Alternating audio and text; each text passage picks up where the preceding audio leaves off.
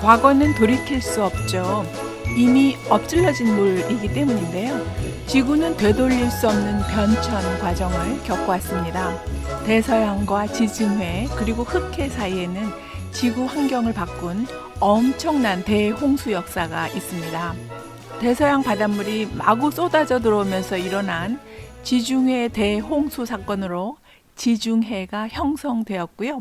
그 후 500만 년이 더 지나간 다음에 지중해 물이 넘쳐서 폭발적으로 밀려들면서 또 다른 대홍수가 일어났는데요.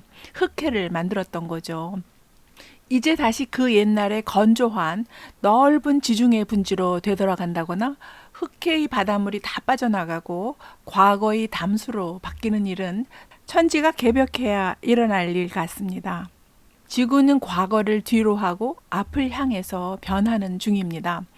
지중해 홍수는 인류가 존재하지 않았던 태고적 시절 얘기고요. 흑해의 홍수는 구약 성경의 창세기에 기록된 노아의 홍수라고 일컫는데요. 현 인류가 지구상에 등장해서 활동하던 시절 이야기입니다. 지중해 홍수야 사람이 없던 시절이니까 할 말은 없고요. 흑해의 홍수는 자연의 변화 피해를 단기간에 인류가 입게 된 것이죠. 앞으로 언젠가 일어날 대홍수는 사람이 바꾸어 놓은 환경 때문에 걷잡을 수 없는 막대한 피해가 일어날 수 있겠죠. 지중해 대홍수가 일어나고요. 흑해에서 대홍수가 발생하기까지 500만 년이 넘는 세월이 흘렀는데요.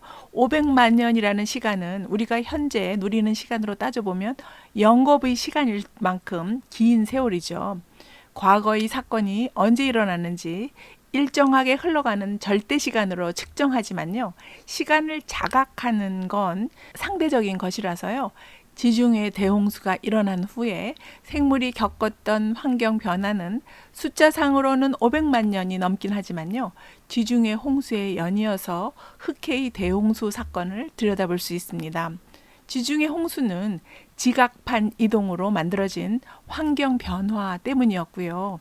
노아의 홍수는 기후변화로 폭우가 쏟아지기도 했지만 빙하 녹음물이 넘쳐서 일어난 홍수였던 것인데요. 지구의 탄생 이후에 환경은 서서히 바뀌어갔지만요. 원형을 지키려는 힘 또한 있어서요. 스트레스가 누적되는 일이 비일비재했습니다. 참을 만큼 버티다가 결국은 폭발하고 마는 일이 지구 역사의 장면을 만들어냈는데요. 분노처럼 폭발된 대규모 화산이나 대규모 홍수는 지구 외형을 급변시켜 왔습니다. 그곳에 살던 생물들은 아닌 밤중에 홍두깨처럼 자다가 날벼락을 맞으면서 멸종되었고요. 그 빈자리를 새로운 종이 메워왔었죠. 지구 역사에서 상상을 초월하는 대홍수가 2번 있었다고 말하는데요. 바다가 홍수로 인해서 만들어졌기 때문에 그 홍수 규모가 엄청났던 거죠. 하나는 지중해 홍수고요. 또 하나는 노아의 홍수라고 일컫는 흑해의 홍수 사건을 일컫습니다. 지중해 홍수는 신생대 제3기 마지막 시기인 플라이오세가 시작될 때였는데요. 이때가 533만 년 전이었거든요. 이때를 잔크린기라고 부릅니다. 이 잔크린기에 마른 땅이 바닥으로 드러나 있던 지중해 분지에 대서양 바닷물이 폭발적으로 밀려 들어왔던 홍수, 그러니까 잔크린 홍수를 일컫습니다. 이 홍수로 지중해 분지는 대서양 바닷물로 채워지면서 지중해가 만들어졌습니다. 지중해 홍수 사건은 지구 역사상 가장 규모가 큰 홍수 사건으로 알려져 있습니다. 지중해 분지는 유라시아 대륙과 아프리카 아라비아 대륙이 충돌하면서 만들어졌는데요. 두 대륙 사이에 있던 바다가 테티스 해였거든요. 아프리카 아라비아는 북쪽으로 움직이면서 테티스 해가 닫히게 되었고요. 아프리카 유럽 사이에 바닷물이 말라붙으면서요. 지중해 분지는 60만 년 동안 광범위한 건조기를 거쳤습니다. 아프리카와 유라시아 두 대륙 지각판이 압축되면서 스페인 남쪽에는 베틱 산맥이 형성되었고요.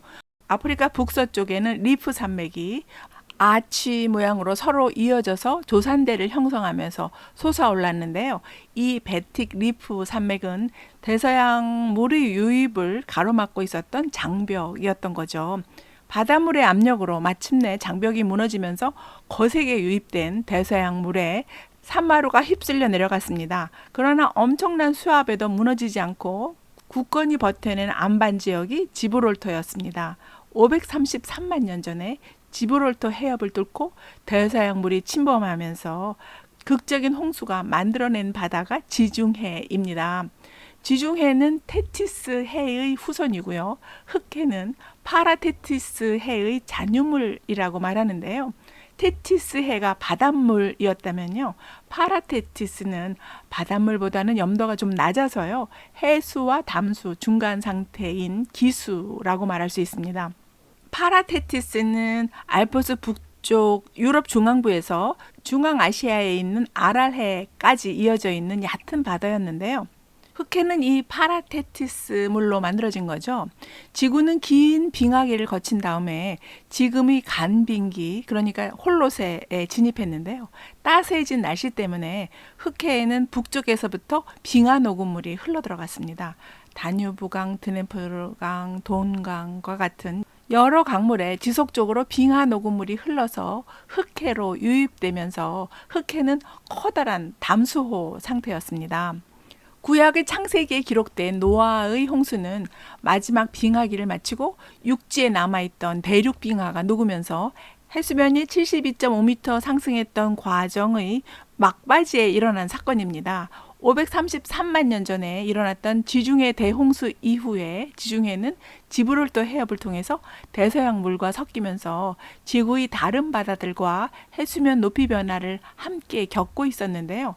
마지막 빙하기 때 빙하가 최대로 확장되어 있던 2만 년 전에는 물이 얼음에 갇히면서 지구 전체 해양은 해수면이 최저로 낮았었죠. 빙하가 녹으면서 전 세계 해수면은 마침내 120m 상승했습니다. 심지어는 130m까지 상승했다고 말하는데요. 말이 120m 상승이지요. 전 세계 바닷물이 모두 120m 늘어났다면 그 양은 어마어마한 건데요. 마지막 절반이 넘는 72.5m가 상승하면서 해수면은 최대 빙하기 때보다 다 합쳐서 총 120m 상승을 이루게 되었는데요. 상승하던 해수면은 노아의 홍수 이후에 안정되었습니다.